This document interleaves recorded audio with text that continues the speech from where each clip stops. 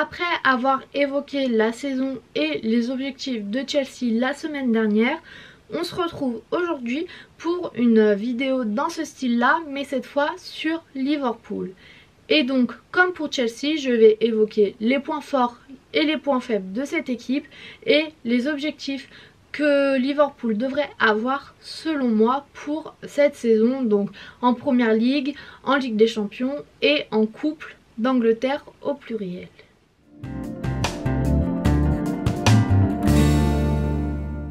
Pour commencer, le gros point faible de Liverpool pour moi c'est la défense, parce que si on regarde les 2 derniers matchs qu'ils ont eu, on a une défense de Liverpool qui est pas du tout aussi forte que d'habitude.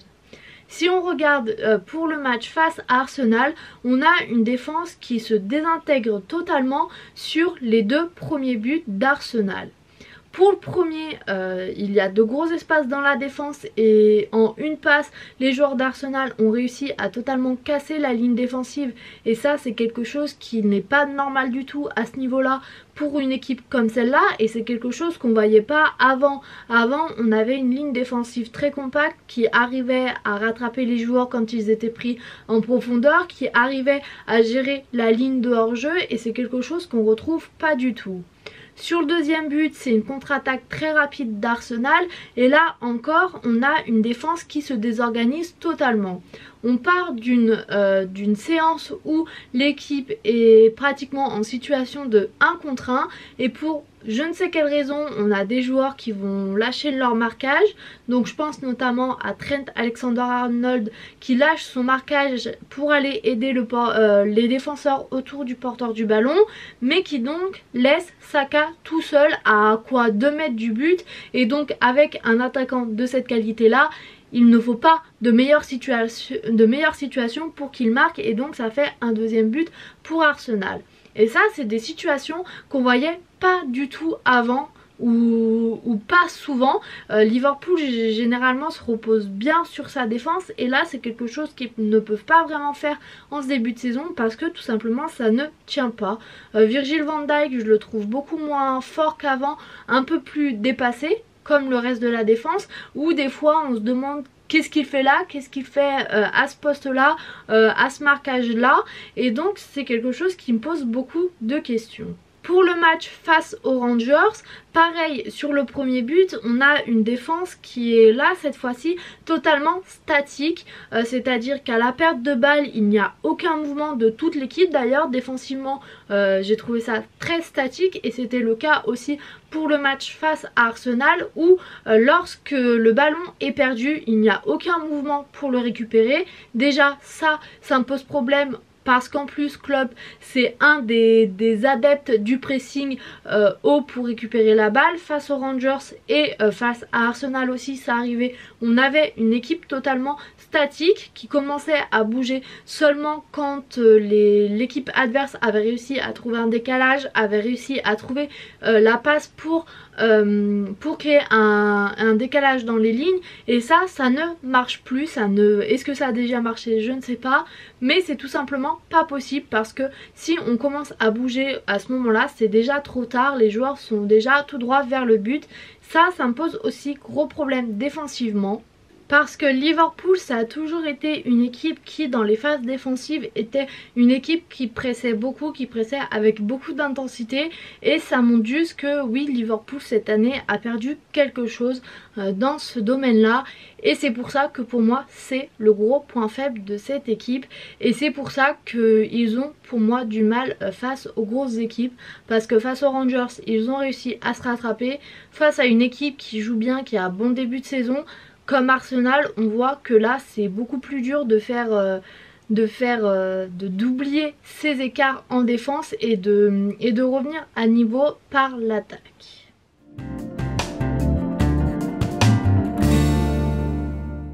Et donc pour moi le point fort de cette équipe c'est donc l'attaque, parce que oui on a peut-être une attaque un peu moins flamboyante que l'année dernière où il y avait Sadio Mané, mais ça reste une attaque qui quand même arrive à marquer, qui arrive à se créer des occasions, qui arrive à créer des mouvements offensifs. Alors face à Arsenal, ce que j'ai aimé, c'est qu'on a eu une équipe offensive qui allait très très vite. Sur les buts, c'est fait en 3 passes. En 3 passes, on arrive à arriver devant la surface de réparation et à marquer. Donc pour moi, ça montre qu'il y a une très grande qualité dans cette équipe. Face aux Rangers, le match se finit sur 7-1. On ne marque pas 7 buts avec une attaque complètement nulle, même si l'équipe est pas forcément du niveau d'Arsenal, c'est quand même très beau. Mohamed Salah qui marque un triplé en 5 buts, c'est indéniable que Liverpool a des qualités en attaque et des qualités individuelles. Face aux Rangers, on peut parler de Firmino aussi. Donc pour moi, c'est le point fort de cette équipe parce que ça marche bien. C'est grâce à ça qu'ils peuvent espérer gagner des matchs face à Arsenal pendant longtemps. Il y avait égalité pendant longtemps. Liverpool a poussé pour marquer le 3e but. Donc pour moi, c'est vraiment le point fort. Alors là aussi, pour moi, il y a des circonstances atténuantes qui font qu'on a peut-être un peu de mal à avoir Mohamed Salah sur certains matchs, à avoir Firmino, à avoir voilà, tous ces éléments d'attaque.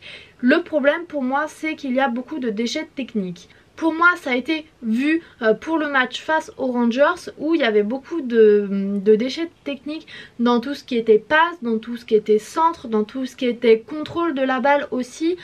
Quand on se retrouve devant le but tout seul mais que le contrôle est raté, on peut pas faire grand chose et j'ai trouvé qu'il y avait beaucoup de ça face aux Rangers et même quand il y avait déjà 4-1 à l'affichage, donc on peut pas dire que c'était vraiment la pression, c'est vraiment un déchet technique qui une fois qu'il sera réparé, une fois qu'il sera amélioré, peut aider l'équipe à marquer plus de buts et à gagner des matchs importants, des gros matchs face à des équipes comme Manchester United, face à Arsenal.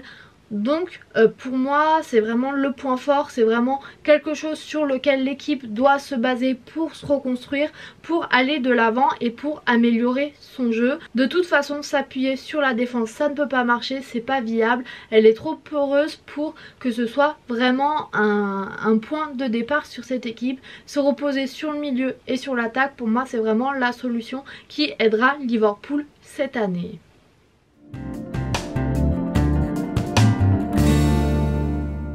Le 3e point que je voulais développer dans cette vidéo, c'est celle du coach, comme je l'avais fait face à Chelsea. Donc pour Jürgen Klopp, là aussi forcément il a été remis en cause parce que les résultats de Liverpool, je dirais quand même ils sont loin d'être catastrophiques. En Ligue des Champions pour le moment ça se passe assez bien.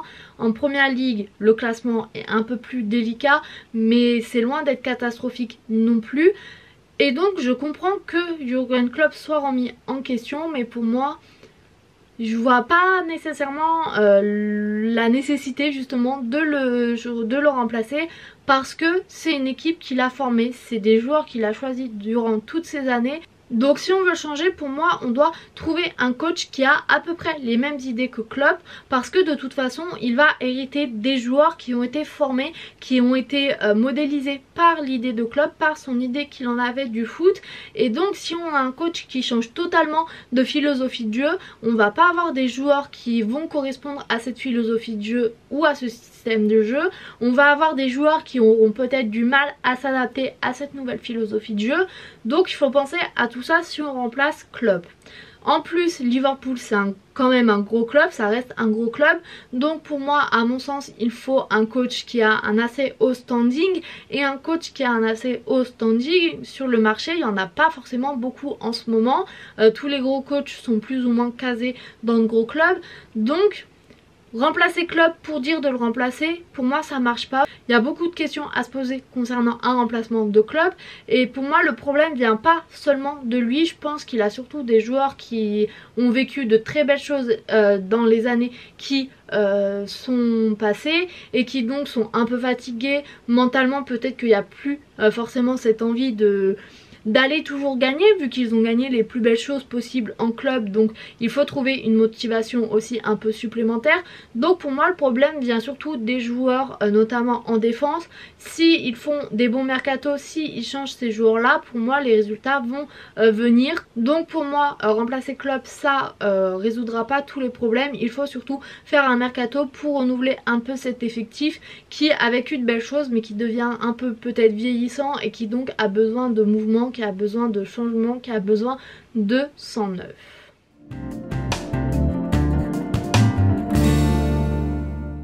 Et enfin, donc les objectifs de Liverpool pour cette saison.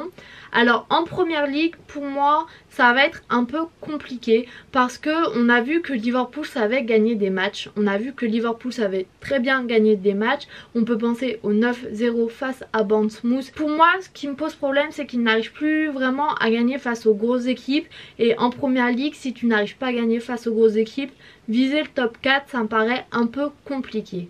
Après, Liverpool a aussi cette capacité à se réveiller très vite. Donc si on a Liverpool qui joue mieux dans les matchs qui arrivent, qui se réveille soudainement, oui, le top 4 est possible. Si on a un Liverpool qui joue comme il joue actuellement, avec les équipes qu'il y a en haut du tableau, Arsenal, Manchester City, Chelsea, Tottenham, Manchester United qui a des moments de réveil ou non, ça peut être très compliqué d'atteindre le top 4 et s'ils continuent à jouer comme cela, pour moi ils ne seront pas dedans. Viser le top 8, ça sera déjà bien. Pour la Ligue des Champions, là aussi c'est compliqué parce que si Liverpool continue à jouer comme cela dans tous ses matchs face aux petites équipes, ça ira. Donc si en huitième de finale ils sont tirés face à des équipes qui ont un niveau d'Europa League, qui ont des difficultés aussi, ils pourront passer les huitièmes, voire les quarts, mais il y a un moment donné où il faudra affronter des grosses équipes comme le Real, le Bayern, Manchester City, et je pense qu'actuellement Liverpool n'est pas capable de les battre. À voir la situation en février-mars, la situation peut changer avec la Coupe du Monde, ça peut beaucoup changer aussi, mais dans l'état actuel, viser déjà les huitièmes, les quarts, c'est déjà très bien pour moi. Enfin, en coupe, là aussi, c'est compliqué à prédire parce que tout va dépendre de la forme de l'équipe après la Coupe du Monde. On sait que généralement les premiers tours des coupes sont face à des équipes de division inférieure, donc là je pense qu'il n'y aura pas de problème. Mais comme je le dis, comme je le répète, à un moment, s'ils veulent aller en finale, s'ils veulent gagner cette compétition, ils devront affronter des grosses équipes de première ligue et là ça peut potentiellement coincer. Donc pour ces compétitions, donc pour la Carabao Cup et la FA Cup, viser déjà les quarts voire les demi, c'est très bien. S'ils continuent à jouer comme ça, la finale, je pense que ça va être compliqué d'y songer. S'ils s'améliorent, ils peuvent même aller chercher une victoire dans ces deux compétitions. Pour cette vidéo, je vais m'arrêter là. Je pense que j'ai fait une bonne vision d'ensemble de Liverpool. J'espère que cette vidéo vous aura plu. Et quant à moi, je vous dis à bientôt pour une nouvelle vidéo. Et salut!